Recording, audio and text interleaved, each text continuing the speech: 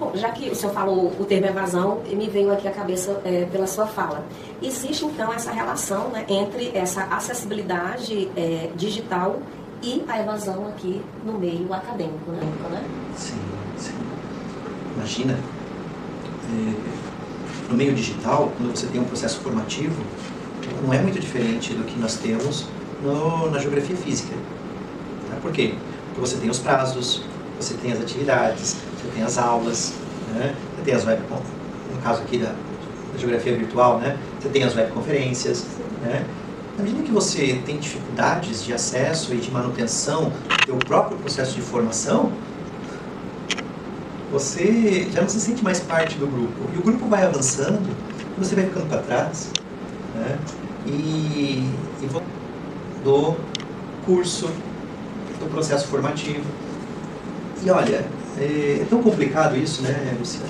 Porque o que é uma vaga dessa pessoa? É um bem público, é um patrimônio público. E a gente precisa cuidar. A gente precisa cuidar do patrimônio público. Uma vaga na universidade é um patrimônio público que a gente precisa cuidar. Para quê? Para que ele possa cumprir com a sua função. A gente fala assim, não pode quebrar o patrimônio público. Quando a gente fala de patrimônio público físico, é muito fácil a gente perceber isso. Mas uma vaga na universidade é um patrimônio público, tá? Que requer uma série de investimentos para que ela possa existir. Nós temos pagamento de professores, pagamento de estruturas, pagamento de também infraestrutura tecnológica. Então, precisa fazer o bom uso do dinheiro público com responsabilidade, garantindo que os estudantes permaneçam do princípio ao fim e saiam bem formados nesse processo. Tá? Quando acontece a evasão, não deixa de ser também aqui o desperdício do recurso público. Eu me lembrei outra coisa, não só o desperdício, mas também como vem menos verba para EAD se tiver menos alunos. Nós temos aqui algumas questões, sabe? De uma maneira geral, os cursos de educação à distância, até pelas questões como a gente colocou aqui, de déficit de infraestrutura tecnológica, na sua maioria.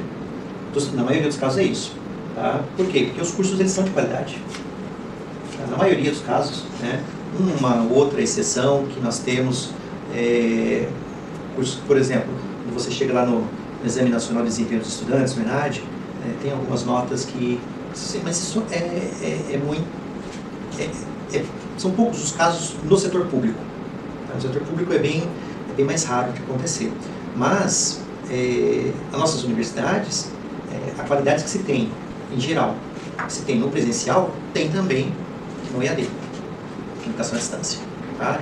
Educação aberta, digital e à distância. Né?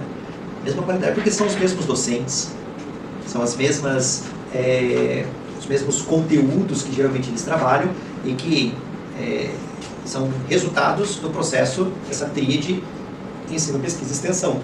Tá? Então, a questão toda não está na qualidade do conteúdo, da matéria, mas nas condições da forma. Nesse caso da forma digital, para que ele possa ter condições de fato, adquirir da melhor maneira possível esses mesmos conteúdos. Tá? Assimilar esses mesmos conteúdos. Né? E, claro, ter a competência significativa daquilo que ele conseguiu adquirir, né? Tornando isso algo prático, performático. Infelizmente, nós temos essas situações, e aí o índice de evasão é um índice grande. Na educação à distância pública, é de aproximadamente uma média de 40% do total de vagas disponíveis. 40% é um índice grande. Agora, é aí que está, né, Luciano? A gente precisa também verificar qual que é o indicador de qualidade da própria oferta de educação à distância, para que você tenha condições de dar qualidade ou não à implementação desta política pública. Esta política pública, ela tem um referencial de qualidade, que é um referencial social de qualidade, e não um referencial de produtividade a partir da relação custo-benefício e formado. Nós não trabalhamos com essa lógica na universidade pública. Na universidade pública, o índice e o fator de impacto e qualidade passa por critérios de socialização e sociabilidade. Transformação das condições socioeconômicas dos territórios. Aí que a gente começa a ver, de fato, o impacto positivo dessa política pública. E há muitos sinais, há muitos resultados positivos nesse sentido. A gente está falando aqui, basicamente, por exemplo, dos estudantes, né? Eles terem acesso, conseguirem essa permanência, terem acesso à internet, ao computador. Mas eu estava pensando aqui, e quando a gente fala sobre a questão da acessibilidade, da inclusão, o papel do docente nesse contexto todo? Não é? Porque também eles têm um papel, a meu ver, assim, importantíssimo. E a gente precisa, né, que eles estejam ali segurando a mão desses estudantes, né, para que não só esse acesso, mas essa permanência, essa qualidade do ensino, ela seja mantida. Olha, você está tocando aqui num assunto primordial, né, porque por muito tempo também se entendia os nossos docentes como pessoas envolvidas nesse contexto de cultura digital, mas com pouca competência digital. Competência digital se adquire. E no nosso caso, infelizmente, algumas competências digitais foram adquiridas forçosamente por conta da pandemia. Sim. Infelizmente. Tá? Eu não gosto de falar algumas expressões que eu já ouvi por aí, graças à pandemia, a tecnologia entrou na escola. Não, a pandemia foi uma desgraça. Tá? E sempre esteve, né, nas escolas, agora nem sempre é isso que você está dizendo, competência para... Isso. O que nós precisamos é saber que vivemos numa sociedade hiperconectada. Isso não é novo, isso já é de antes da pandemia. Sim. Vivemos numa sociedade em rede, isso não é novo, isso já é antes da pandemia compreendido. Né? E as tecnologias têm se desenvolvido cada vez mais. O mercado de trabalho é um mercado, é uma estruturação de um mundo de competências que são cada vez mais pautadas pelo digital. Então, há uma necessidade para além da pandemia, de formação para o trabalho que requer a aquisição de competências digitais. Mas como que você forma se você não tem essa competência? Ninguém dá aquilo que não tem. Sim. Né? Já que a gente está aqui no contexto de um programa filosófico, né? Ninguém dá aquilo que não tem. Né? Então, nós precisamos, sim, falar com nossos professores, sensibilizá-los para que essas competências digitais possam ser cada vez mais adquiridas. Agora, tem uma questão que eu também gosto de frisar. Certo?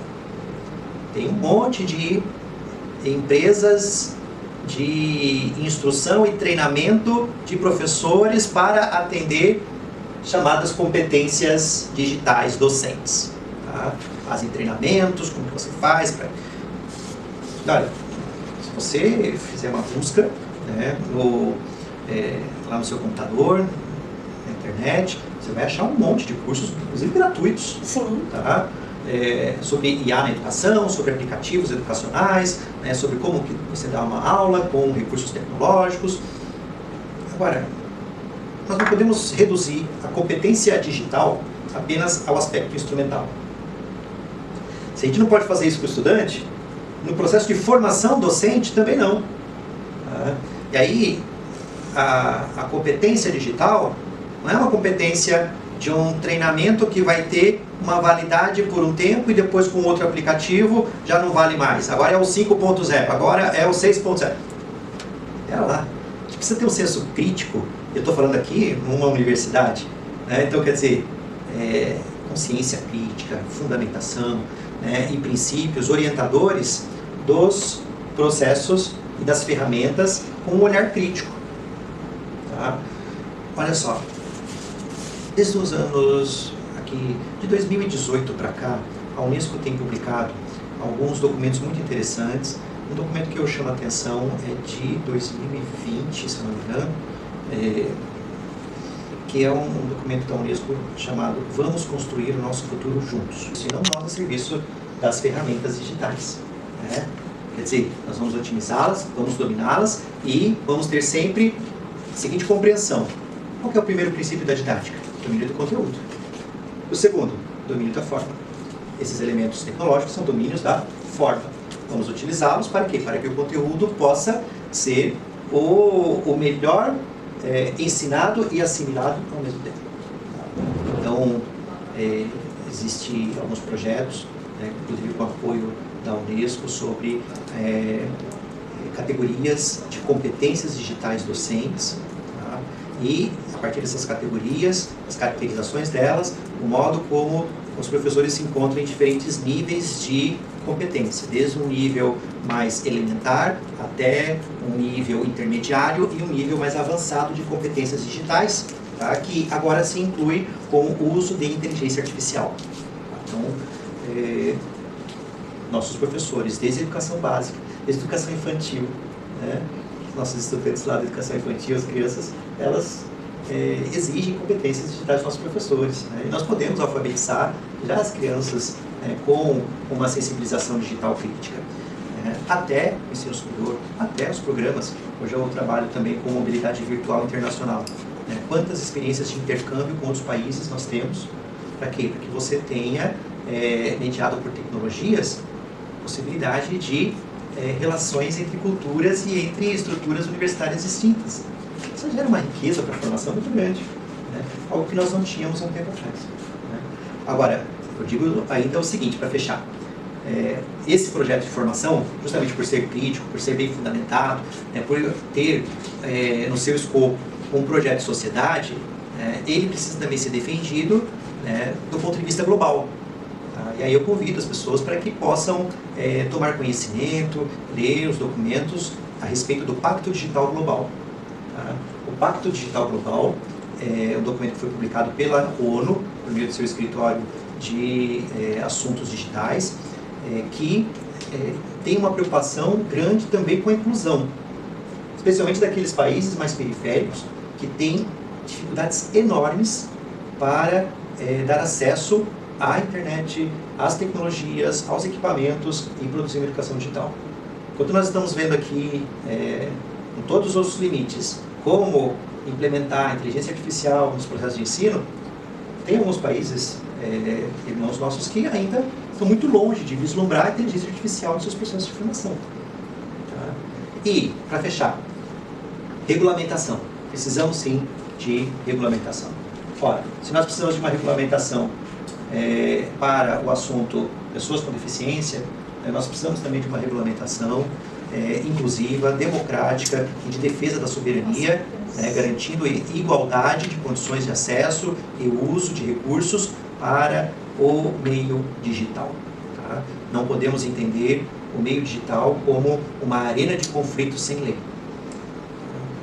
Precisamos sim de uma estrutura em que todos os componentes de organização do sistema, do Estado, plexo político, plexo jurídico, legislativo, também o econômico, estejam orientados para quê? Para regular o mundo da vida digital, a expressão filosófica importantíssima do Habermas, o mundo da vida digital, a fim de estabelecer também convivência digital saudável. E isso requer processos de formação e de superação do senso comum digital, que se manifesta nessa cultura digital espontânea, para competências e estabelecimento de uma cultura digital melhor fundamentada. Então, a inclusão é tudo isso. Olha, vou dizer uma coisa a vocês, eu ficaria horas aqui só aprendendo, porque isso aqui não é um programa, isso aqui é uma aula. Mas, como Deus Crondos disse, que o nosso tempo já extrapolou. Inclusive, eu tive que pular algumas perguntas, até porque o professor Carlos William já respondeu tudo que eu queria, mais alguma coisa, superou e muito as minhas expectativas. Então, como a gente está aqui já no final desse programa, eu quero agradecer a sua disponibilidade e pedir para deixar aqui uma mensagem aqui para a gente, aqui da Universidade Federal do Cariri, aqui do estado do Ceará, no que diz respeito à acessibilidade e inclusão digital. Por favor. Bom, agradeço mais uma vez, Luciano, pelo convite, professor Maxwell também, a nossa produtora, pela oportunidade. Tá? Esse programa, ele é a expressão de um projeto fundamental para a sociedade, para a comunidade aqui da região do Cariri, mas também, mediado pelas tecnologias disponibilizadas aqui, ela vai acessar o mundo. A gente não tem noção a potência que nós temos por meio deste programa. Tá? E eu espero que, assim como todas as demais iniciativas desta importante universidade, jovem universidade, mas importante universidade, possa gerar transformação na vida das pessoas, né? Quero fazer voz com vocês na defesa da Universidade Pública Brasileira. Temos que celebrar já muitas vitórias, mesmo sabendo dos desafios que nós temos. E vamos trabalhar. Conte com o nosso apoio, especialmente o pessoal aqui do Centro de Educação à Distância, para que a gente tenha condições de defender essa importante iniciativa da Universidade Digital, aberta, pública, que aqui nesse caso se dá pelo Centro de Educação à Distância da UFCA. E, assim, quero trocar um presente com vocês, deixando, além do registro desse programa, deixar com vocês aqui também, para a biblioteca, um livro meu sobre filosofia, educação e conhecimento, subjetividade e intersubjetividade em Kant e Habermas. São dois autores que me acompanham pelo menos há 25 anos. Só. E Habermas ainda é um autor vivo, representante aí da segunda geração da Escola de Frankfurt, que trabalha conceitos que perpassaram toda a minha fala no dia de hoje.